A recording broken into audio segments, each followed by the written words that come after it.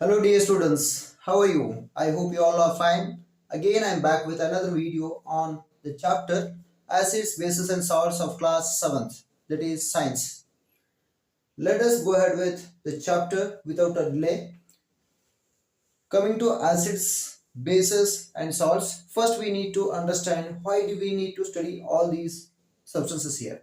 Means acids and bases, why are they important? Why do we need to study about those? Just come to few points.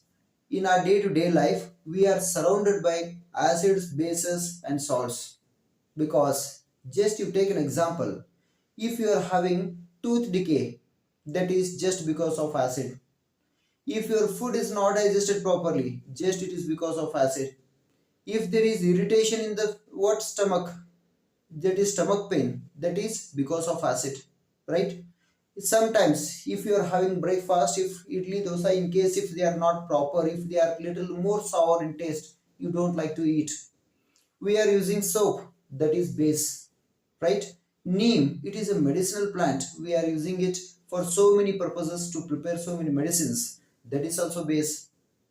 Eating salt, that is very much important. Without salt it is difficult to survive, right? Like this, if you go on listing so many uses of salts, acids and bases we find. So that is why we need to learn little more about them. We must know a wider knowledge about these things. Okay, that is why let us come to that is what are acids first. Okay, coming to acids, as it is written here, the substances which are sour in taste, they are called acids. You don't need to go out of the home, just in the kitchen itself we can find so many acids. For example, we use in our day-to-day life, what do we use? Tomato. Without tomato, we do not prepare the food, right? If you take that, in that one of the acid is there, that is what?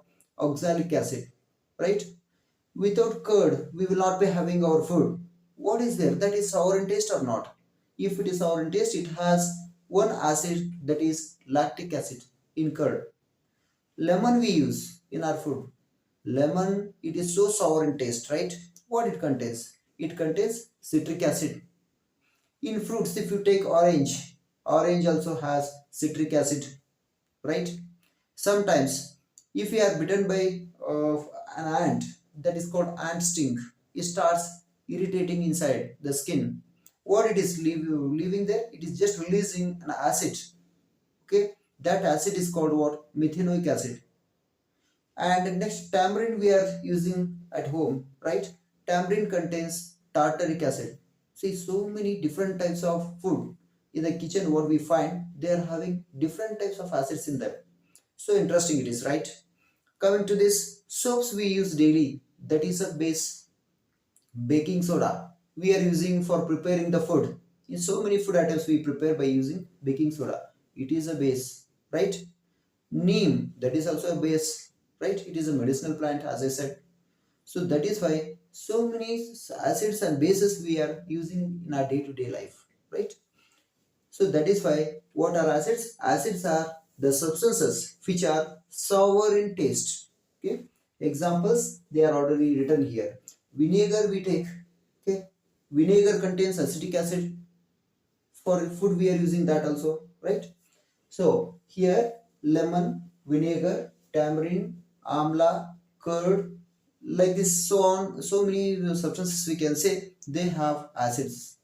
Okay, tomato, lemon, whatever it is. Okay, these substances which are sour in taste, they are said to be what? Acids. Remember, we call them as acids, right? Next, coming to what are bases. By the way, acids, from where this term is arising actually, it is very much interesting. Acids, it is coming from the word acer. Acer is a Latin word, right?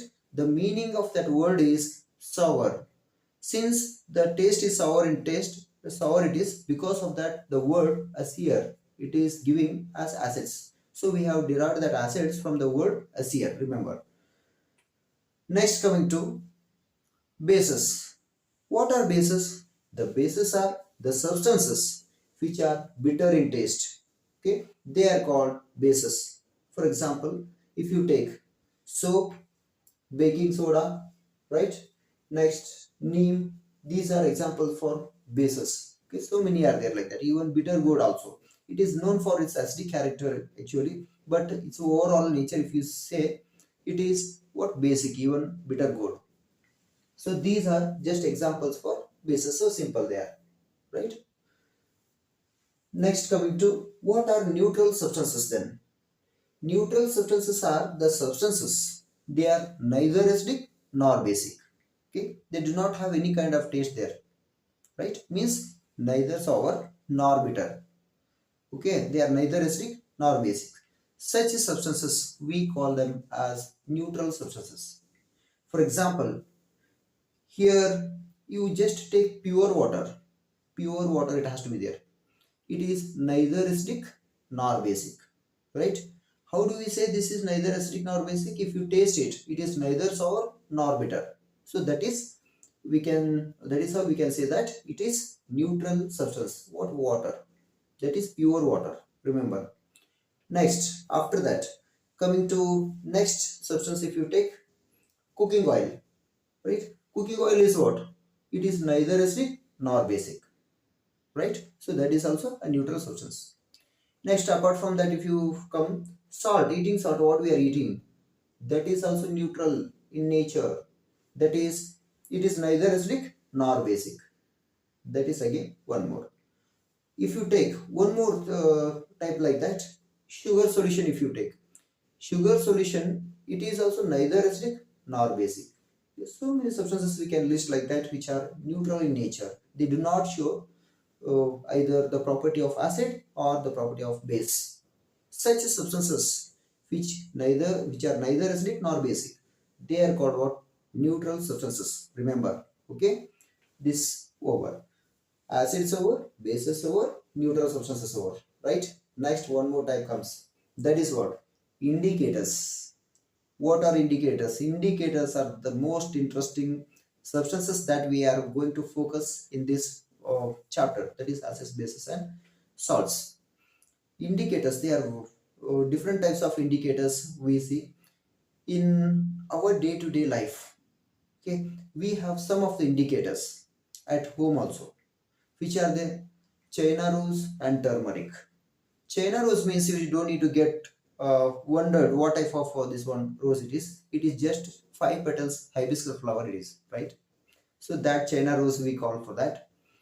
That is also an indicator. It can be used as an indicator. Turmeric, which is present at our home, that can be used as indicator, right? And one more comes litmus. Litmus, we are using that in the form of paper, but from where it is coming? It is also coming from one of the plants called lichens, right?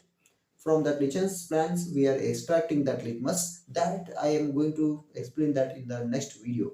Okay, let us go ahead with this. Only what is what? Oh, indicators first. What are indicators? Indicators are the substances they are. For what they are used? To test the given substance. Means something we have with us. We don't know whether it is acid or base. In order to test this, we are using some other substance. That substance which is telling whether this is acid or base, that substance is called what? An indicator. Remember. Okay.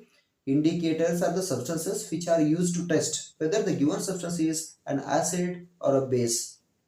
Okay, that is what it is written here.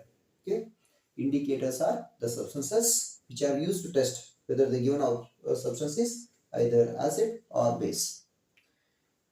Here, coming to indicators, why do we need these to test that? Why can't we taste and see every time whether sour or bitter?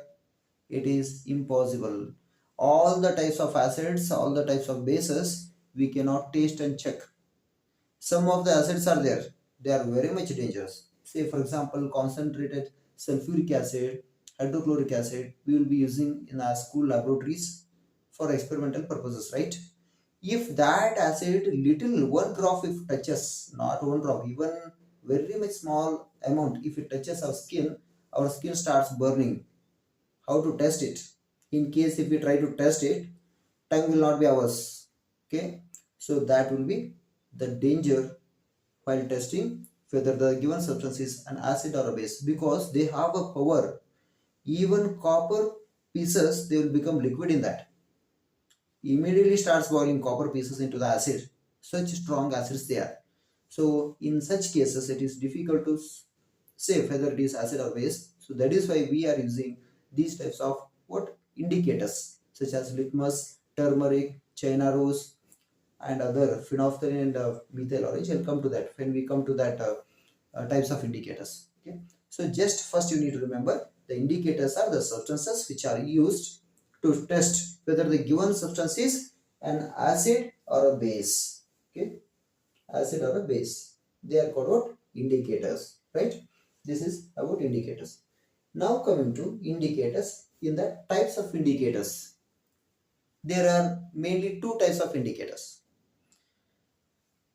In that, one is natural indicators, the second type is artificial or synthetic indicators, we say for that, right? Artificial means we are preparing them in the factories with the chemical reactions and all. But this natural means what? In the nature they are available, right? Since they are available in the nature without any preparation or involvement of human beings, such indicators they are called what? Natural indicators. Now, for example, turmeric, it is available in our kitchen. It acts like indicator. We can check whether the given substance is a base or acid with the help of that indicator, right? In the same way, China rose can be used and litmus can also be used. These are natural indicators. All these, what? Litmus, turmeric, China rose. Apart from these, others are also there, such as red cabbage is there. Okay, that is also one more indicator. Okay, different types of indicators are there still. Next, you see, coming to this artificial indicators, in that mainly two types of indicators we are taking. One is phenolphthalein and the other is methyl orange, right? Phenolphthalein and methyl orange, these are also telling us whether the given substance is an acid or a base. Okay, that we are going to study in detail. Okay, in the next video.